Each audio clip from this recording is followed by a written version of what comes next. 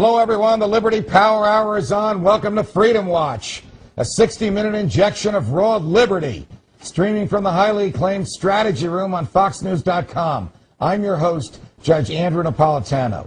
We'll discuss the issues that profoundly affect your freedom, your civil liberties, your financial liberties, and your right to have a government that stays within the confines of the Constitution.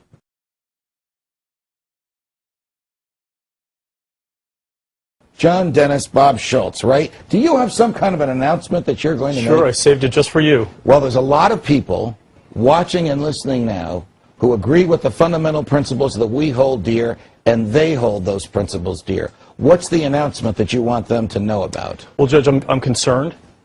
I'm not a politician. I've never trained to be a politician. I don't have a resume of a politician. But I have a young family. I have a young daughter, and I was energized by the Ron Paul campaign and joined in with the other liberty activists who supported that campaign.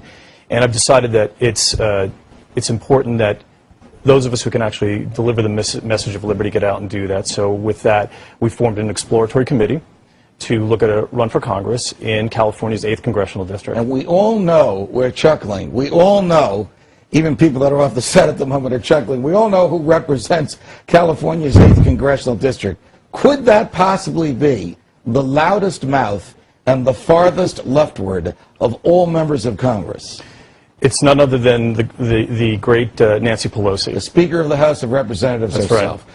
So you'd be running as a free market, Constitution-embracing libertarian in the city by the bay. Well, a pro-liberty Republican.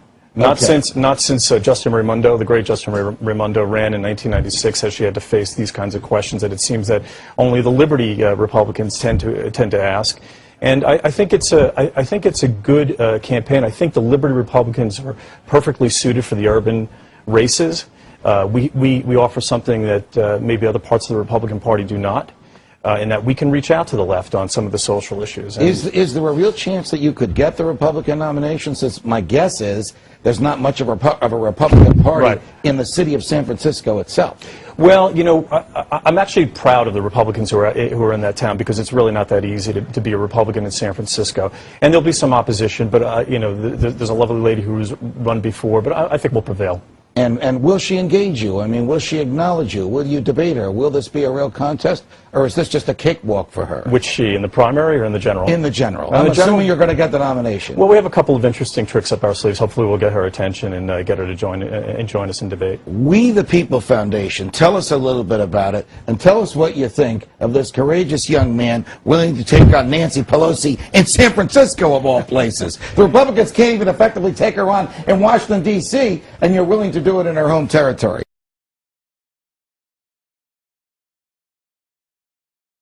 You don't expect a redress of our grievances in our lifetimes? I mean, what is the chance of someone with your attitude about freedom, the free market, the Constitution, and natural rights getting elected in such significant numbers in the Congress that we can actually affect the law of the land? Well, if you'd asked me that about 5 years ago, I wouldn't have been terribly optimistic. But I'm involved in the liberty scene, and I see a lot of activity and people with a lot of hope. And I see people accepting the message, unlike any time in the past. I think people are beginning to believe that we can do this, that we can turn things around.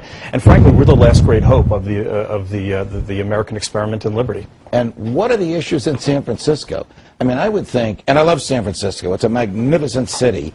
I mean, it's known as sort of a place where a person can be as free as they want. I would think, even though some might call that libertinism and others might call it freedom, you might have a message that might actually resonate there. I think so. I mean, I think, like I said, I think we can appeal to the folks who are disaffected by Nancy Pelosi, the ones who are disappointed. You know, there's the whole anti-war crowd that's wondering why we are escalating Afghanistan. And we have a message for those people, and we have a message for people in other, you know, leftist groups. Where's the anti-war crowd today, now that the war is being run by a Democratic president? Your guess is as good as mine. If it weren't for the great folks at antiwar.com, I don't know where it would be.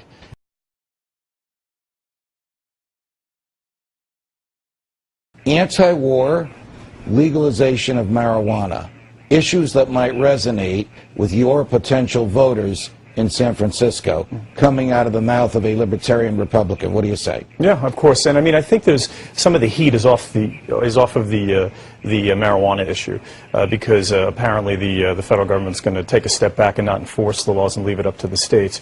Although I thought that was interesting that when Eric Holder announced that, 2 weeks later they raided a facility in San Francisco. So we'll see how that plays out. And then as far as the anti-war crowd is concerned, I think Nick hit the nail on the head.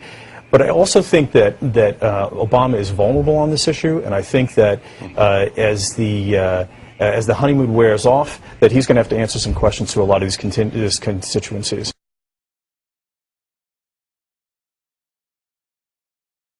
Is there a place in the Republican Party, a comfortable place for libertarians, small l? Well, I don't know if the Republican Party has much choice in the matter. I mean, there's a growing, active group. And I wouldn't presume to tell the leadership of the Republican Party what to do, but if it was my choice, I would run a lot of pro-liberty Republicans in places, in urban races. I mean, we have a message that is not available to the standard Republican out there now. I want to pick up on something that Bob said really quickly, if you don't mind. Regarding that First Amendment, I thought it was fascinating that Nancy Pelosi's editorial yesterday in the USA Today. She's afraid of dissent, and she would dare to call it unpatriotic. Will you meet with resistance, John Dennis, from the Republican leadership in San Francisco? Or will they welcome you with open arms because they want any Republican they can get, even a libertarian, lowercase l? Well, I'm involved in the Republican Party, in the local Central Committee. They know me, and they know who I am. And I think it's also important that our position as Liberty Republicans has been painted with an unkind brush. And I think it's interesting that people who come across as reasonable represent the libertarian viewpoint within the Republican Party. John Dennis, thanks very much for joining us. Good luck to you in San Francisco. Thank you, sir. And please do come back and join us at Freedom Watch. Thank you.